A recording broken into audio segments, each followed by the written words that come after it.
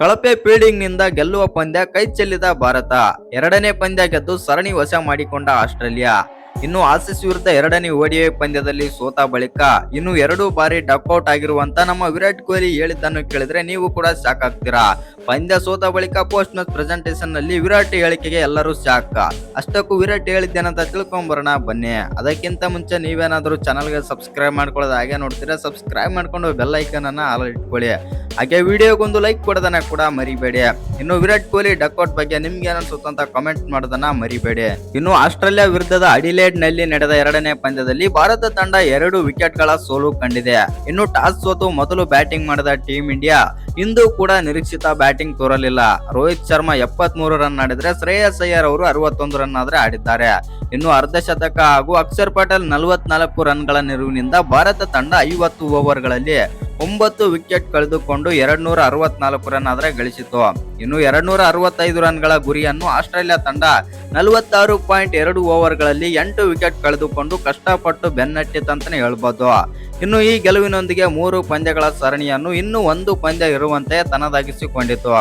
ಇನ್ನು 265 ರನ್ಗಳ ಗುರಿ ಬೆನ್ನಟ್ಟಿದ ಆಸ್ಟ್ರೇಲಿಯಾ ತಂಡ ಕೂಡ ಉತ್ತಮ ಆರಂಭ ಪಡೆಯಲಿಲ್ಲ. ಆರಂಭಿಕರಾದ ನಾಯಕ ಮಿಚೆಲ್ ಮಾರ್ಷ್ 24 ಎಸೆತಗಳಲ್ಲಿ 11 ರನ್ ಗಳಿಸಿದರೆ ಹರ್ಷದೀಪ್ಗೆ ವಿಕೆಟ್ ಒಪ್ಪಿಸಿದ್ರು ಅಂತಾನೆ ಹೇಳ್ಬೋದು. ಇನ್ನು ಟ್ರಾವಿಸ್ ಹೆಡ್ ಕೂಡ 40 ಎಸೆತಗಳಲ್ಲಿ ತಲಾ 1 ಬೌಂಡರಿ ಮತ್ತು ಸಿಕ್ಸರ್ ಸಹಿತ 28 ರನ್ ಗಳಿಸಿ ಔಟ್ ಆದರು. ಆದರೆ 3ನೇ ವಿಕೆಟ್ಗೆ ಜೊತೆಯಾದ ಮ್ಯಾಥ್ಯೂ ಶಾರ್ಟ್ ಮತ್ತು ಮ್ಯಾಟೆ ರೆನ್ಸಾ 55 ರನ್ಗಳ ಜೊತೆ ಆಟ ನೀಡಿ ತಂಡವನ್ನು ಮೇಲೆತ್ತಿದ್ರು ಅಂತಾನೆ ಹೇಳ್ಬೋದು.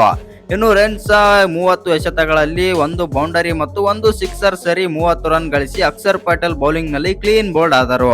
ಇನ್ನು 5ನೇ ಕ್ರಮಾಂಕದಲ್ಲಿ ಬಂದ ವಿಕೆಟ್ ಕೀಪರ್ ಅಲೆಕ್ಸ್ ಕ್ಯಾರಿ ಕೂಡ 9 ರನ್ ಗಳಿಸಿ ವಾಷಿಂಗ್ಟನ್ ಸುಂದರ್ ಬೌಲಿಂಗ್ ನಲ್ಲಿ ಔಟ್ ಆದರು. ಇನ್ನು ಒಂದು ಹಂತದಲ್ಲಿ 187ಕ್ಕೆ 5 ವಿಕೆಟ್ ಕಳೆದುಕೊಂಡು ಸಂಕಷ್ಟದಲ್ಲಿತ್ತಂತಾನೆ ಹೇಳ್ಬೋದು ಆಸೀಸ್ ತಂಡ. ಆದರೆ ಯುವ ಆಟಗಾರರಾದ ಮಿಚೆಲ್ ಓವನ್ ಹಾಗೂ ಕುನಲ್ಲಿ 6ನೇ ವಿಕೆಟ್ಗೆ ಜೊತೆಯಾಗಿ ಕೇವಲ 39 ಎಸೆತಗಳಲ್ಲಿ 59 ರನ್ ಪೂರೈಸಿದ್ರು ಅಂತಾನೆ ಹೇಳ್ಬೋದು. ಇನ್ನು ಈ ಜೋಡಿ T20 ಮಾದರಿಯಲ್ಲಿ ಬ್ಯಾಟಿಂಗ್ ಮಾಡುವ ಮೂಲಕ ಬೌಂಡರಿ ಸಿಕ್ಸರ್ಗಳ ಸುರಿಮಳೆಗೊಯ್ದರು. ಇನ್ನು ಓವಲ್ ಕೇವಲ 23 ಎಸೆತಗಳಲ್ಲಿ 2 ಬೌಂಡರಿ ಮತ್ತು 3 ಸಿಕ್ಸರ್ಗಳ ಸಹಿತ 36 ರನ್ ಗಳಿಸಿ ತಂಡವನ್ನು ಗೆಲುವಿನ ಸನಿಯಕ್ಕೆ ತಂದು ನಿಲ್ಲಿಸಿ ಸುಂದರ್ ಬೌಲಿಂಗ್ ನಲ್ಲಿ ಹರ್ಷದೀಪ್ಗೆ ಕ್ಯಾಚ್ ನೀಡಿ ಔಟ್ ಆದರು. ಇನ್ನು ನಂತರ ಬಂದ ಕ್ಷೇಮಿಯರ್ ಬ್ರಾಟ್ಲೈಟ್ ಕೂಡ 3 ರನ್ ಗಳಿಸಿ ಹರ್ಷದೀಪ್ಗೆ ಔಟ್ ಆದ್ರ ಅಂತಾನೆ ಹೇಳ್ಬೋದು. ಇನ್ನು ಸ್ಟಾರ್ಕ್ ಕೂಡ 5 ರನ್ ಗಳಿಸಿ ಸಿರಾಜ್ಗೆ ವಿಕೆಟ್ ಒಪ್ಪಿಸಿದರು. ಆದರೆ ಕೊನೆಯವರೆಗೂ ಕ್ರೀಸ್ ನಲ್ಲೇ ಭದ್ರವಾಗಿ ಉಳಿದ ಕೊಹ್ಲಿ ಅವರು ಬಂದ್ಬಿಟ್ಟು 53 ಎಸೆತಗಳಲ್ಲಿ 5 4 ಮತ್ತು 1 ಸಿಕ್ಸರ್ ಗಳೊಂದಿಗೆ ಅಜಯ್ 61 ರನ್ ಗಳಿಸಿ ತಂಡವನ್ನು ಗೆಲುವಿನ ದಡ ಸೇರಿಸಿದರು. ಇನ್ನು ಭಾರತದ ಪರ ವಾಷಿಂಗ್ಟನ್ ಸುಂದರ್ 37 ರನ್ ಕೊಟ್ಟು 2 ವಿಕೆಟ್ ತೆಗೆದ್ರೆ ಹರ್ಷದೀಪ್ ಸಿಂಗ್ ಅವರು 41 ರನ್ ಕೊಟ್ಟು 2 ವಿಕೆಟ್ ಆದ್ರೆ ತೆಗಿತಾರೆ.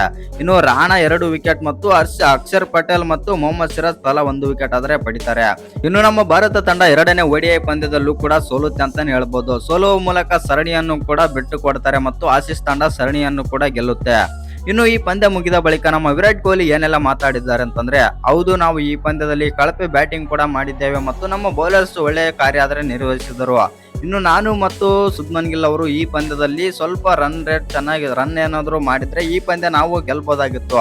ಆದ್ರೆ ನನ್ನ ಬ್ಯಾಟಿಂಗ್ ಯಾಕೋ ಗೊತ್ತಾಗ್ತಿಲ್ಲ ಮತ್ತು ನಾನೇ ಕಾನ್ಫಿಡೆಂಟ್ ಆಗಿ ಕಾಣ್ತಾ ಇಲ್ಲ ಅಂತಂದು ವಿರಾಟ್ ಕೊಹ್ಲಿ ಆದ್ರೆ ಹೇಳಿದ್ದಾರೆ.